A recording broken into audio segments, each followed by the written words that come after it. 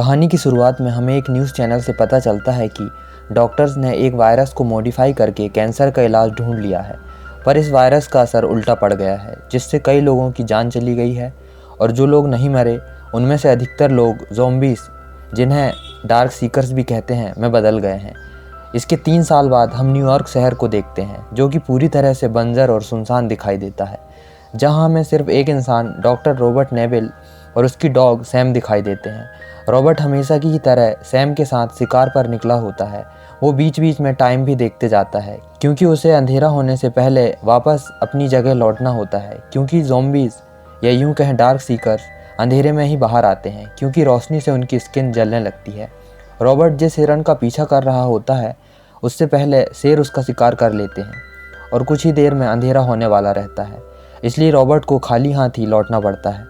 Robert ने अपना पूरा घर एक बंकर के रूप में तब्दील कर लिया होता है।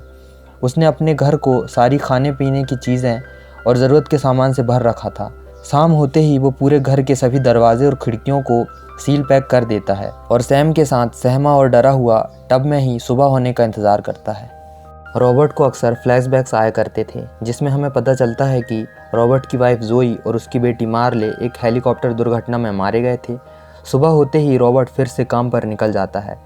उसका डेली रूटीन होता है इन्फेक्टेड चूहों पर एक्सपेरिमेंट करना, जिससे वो इस वायरस का क्योर पता लगा सके, खाने की चीज़ें और कुछ ज़रूरी सप्लाइज़ को ढूंढना, रेडियो पर रोज़ अपने रिकॉर्डेड ब्रॉडकास्ट को भेजते रहना कि अगर कोई ज़िंदा बचा हुआ है तो वो भरी दोपहर में मुझसे आकर साउथ स्ट्रीट सी पोर्ट पर मिले। मैं तुम्हें खाना दे सकता हूँ, रहने की सुरक्षित जगह दे सकता हूँ और तुम अकेले नहीं हो। और वो हर रोज़ इंतज़ार ही करता रहता कि कोई सर्वाइवर ज़िंदा बचा हो जो कि उसके रेडियो ब्रॉडकास्ट का जवाब दे। तभी एक दिन रॉबर्ट और सैम एक हिरन का पीछा करते हुए एक अंधेरी बिल्डिंग के अंदर चले जाते हैं। रॉबर्ट सैम को अंदर जाने से रोकता भी है, पर देर हो जाती है और सैम हिरन का पीछा करते हुए बिल्डिंग के अंदर चली जाती है, जिससे रॉबर्ट को भी अंदर जाना पड़ता है। और जिसका डर था वही होता है। अंदर इन्फेक्टेड लोग होते हैं जो इनका पीछा करने लगते हैं, पर ये दोनों किसी तरह उनसे बचकर बाहर आ जाते हैं। रॉबर्ट एक इन्फेक्टेड को पकड़ने के लिए जाल बिछाता है और उसे पकड़ने में कामयाब हो जाता है, ताकि वो उस पर एक्सपेरिमेंट कर सके। वो उसे अपनी लैब में लाकर उस पर एक्सपेरिमेंट शुरू करता है। उसकी बनाई वैक्सीन, जो कि चूहों पर काम करती थी पर इंसानों पर बेअसर थी। रॉबर्ट वैक्सीन परीक्षण को लेकर अपनी हर दिन की प्रोग्रेस को रिकॉर्ड किया करता था। एक दिन जब रॉबर्ट और सैम शहर में घूम रहे होते हैं, तभी उन्हें एक मैनीक्विन मॉल के बाहर रोड पर खड़ा हुआ दिखाई देता है। उसे आश्चर्य होता है कि आखिर ये बाहर कैसे आया, पर असल में ये एक जाल होता है जिसमें वो फंस जाता है और उन पर 3 इन्फेक्टेड कुत्ते अटैक कर देते हैं, जिससे लड़ते हुए सैम घायल हो जाती है। रॉबर्ट सैम को घर लाकर उसका इलाज करने लगता है। थोड़ी देर बाद उसे पता चलता है कि सैम इन्फेक्टेड होने लगी है, तो ना चाहते हुए भी रॉबर्ट को अपने कलेजे पर पत्थर रखकर सैम को मारना पड़ता है। अब रॉबर्ट बिल्कुल अकेला हो गया होता है। सैम के चले जाने से रॉबर्ट काफ़ी उदास होता है। ये जानते हुए भी कि रात को उसे बाहर नहीं निकलना चाहिए, वो सैम की मौत का बदला लेने के लिए रात को उसी सी पोर्ट पर डार्क सीकर्स का इंतज़ार कर रहा होता है, जो कि वायरस के कारण म्यूटेंट बन चुके होते हैं। और जैसे ही ये म्यूटेंट्स अंधेरी रात में वहाँ आते हैं, रॉबर्ट उन्हें अपनी गाड़ी से रौंदना शुरू कर देता है, पर ये डार्क सीकर्स उसकी गाड़ी को पलटा देते हैं, जिससे रॉबर्ट पूरी तरह से इनके बीच घिर जाता है। तभी 2 लोग, जो कि अभी भी इस वायरस से जिंदा बचे हुए थे, आकर रॉबर्ट को बचाते हैं और उसे लेकर उसके घर आ जाते हैं।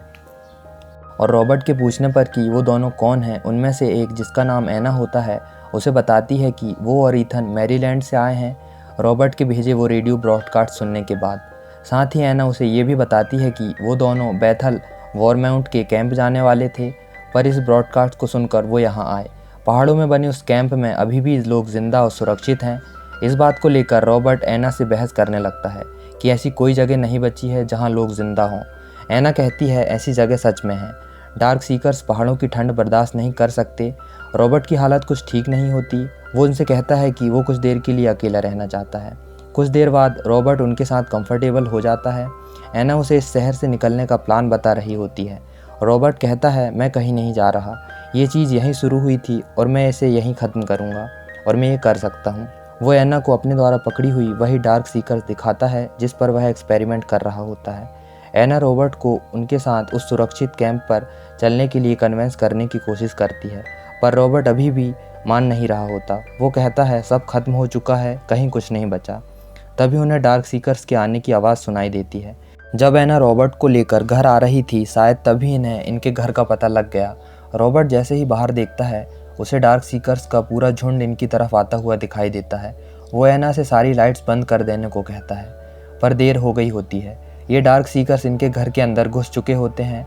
रॉबर्ट देखता है कि ये लोग कुछ ढूंढ रहे होते हैं। रॉबर्ट को सब समझ आ जाता है। दरअसल ये सभी उस एक डार्क सीकर्स के लिए यहाँ आए होते हैं जिसे रॉबर्ट ने अपने एक्सपेरिमेंट के लिए पकड़ा था। वो फ़ौरन एना और ईथन को लैब में चलने को कहता है। तभी वो डार्क सीकर्स भी वहाँ आ जाते हैं। रॉबर्ट एना और ईथन के साथ खुद को उसी चैम्बर में बंद कर लेता है जहाँ वो उस एक डार्क सीकर्स पर एक्सपेरिमेंट कर रहा था। ये उस चैम्बर को तोड़ने लगते हैं। रॉबर्ट कहता है, रुक जाओ, मैं तुम्हें ठीक कर सकता हूँ, क्योंकि उस वैक्सीन का असर धीरे धीरे हो रहा होता है। पर ये डार्क सीकर्स उसकी बात मानने को तैयार नहीं होते। वो सब अपने साथी को ले जाना चाहते थे, तो आखिरकार रॉबर्ट को उन्हें सौंपना ही पड़ता है। वो उसे ले जाने देता है और वो उसे लेकर चुपचाप वहाँ से चले जाते हैं। इसके बाद रॉबर्ट, एना और ईथन भी वहाँ से वेरमॉन्ट के उसी सुरक्षित कैंप की ओर निकल जाते हैं, क्योंकि उन्होंने इस वायरस का वैक्सीन बना